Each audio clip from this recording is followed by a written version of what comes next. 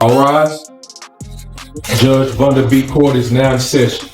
Judge, this is the Ocean case. Thank you. You all may be seated. Okay. Is it Miss or Mrs. Ocean? Miss. Miss Ocean, you brought this case before the court. What's going on? I need more money each month to pay for, his activities and food and clothing and expenses as he's getting older. Whose activities? Kevin's, our son. Kevin? Okay, how old is Kevin? He's 14. 14, okay. And you need more money? He's not giving you enough money? No, he pays for tuition and healthcare, but, Wait a minute. He pays for tuition?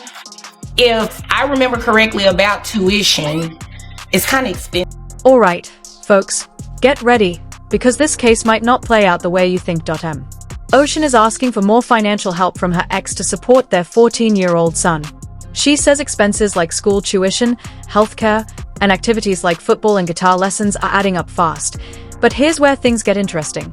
The father is already paying close to $600 a month.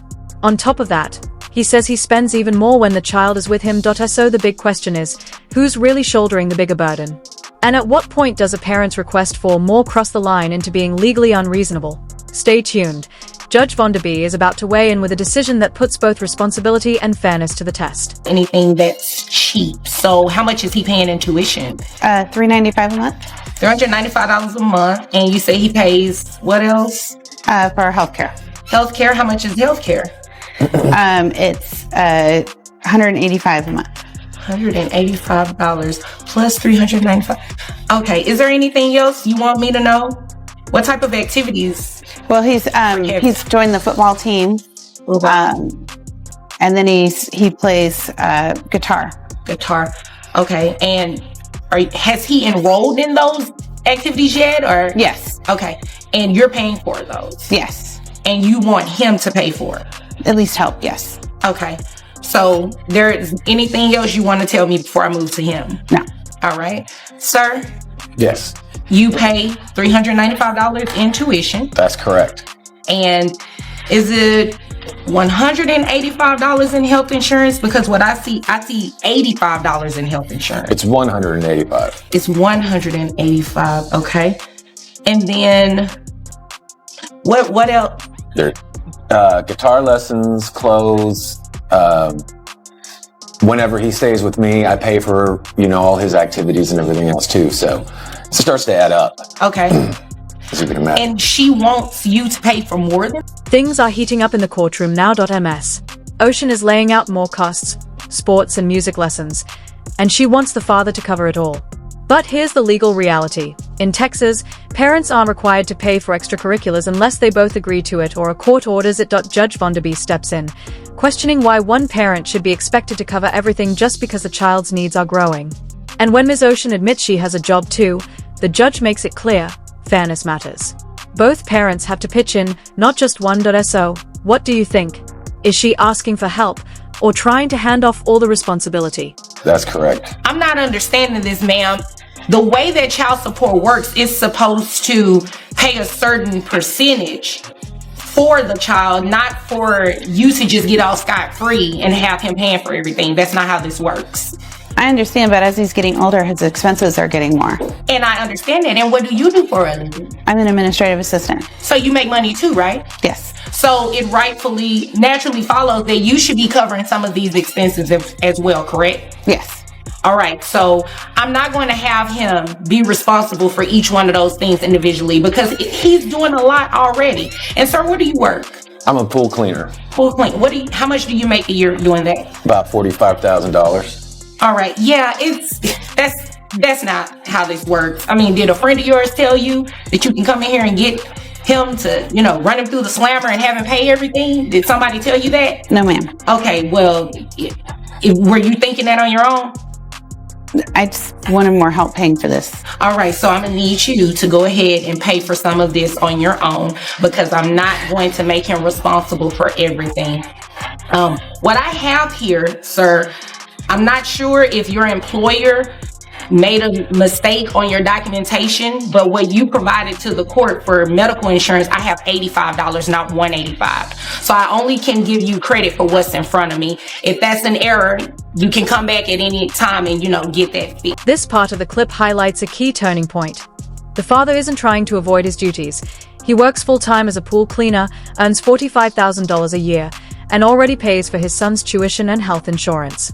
The judge takes note and makes it clear he's doing his part. Instead, the focus shifts to the mother. The judge questions whether she expected child support to cover every single expense, which simply isn't how it works in court. Child support is about sharing responsibilities, not fulfilling a personal wish list. So here's the bigger question. Should the courts be holding parents more accountable or encouraging more generosity? You decide. What's in front of me. So based on $45,000 a year, I have your gross at $3,600.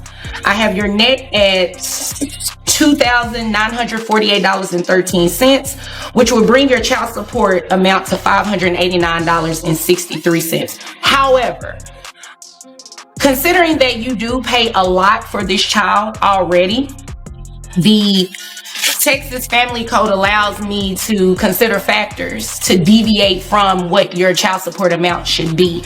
One of those factors being child care expenses. So what I'm going to do, instead of making you pay that $589.63, I'm going to make your child support $395 just to ensure that the child's tuition is covered every month. So that's your education. Your child's education is very important. So your child support is going to be based on that. So $395 a month. So you're raising my child support? No, your child support is going down. So it Oh, okay. I'm not good at math. Yeah. Now we're at the turning point, the judge's decision. Based on the father's $45,000 income, the standard child support would be about $589 a month. But Judge Vonda B isn't just rubber stamping numbers. She spots an issue with the health insurance paperwork and gives the father a heads up. Without proper proof, she can only go by what's officially filed. Even so, she uses her discretion and lowers his payment to $395 a month because he's already paying for tuition out of pocket. That's a big deal.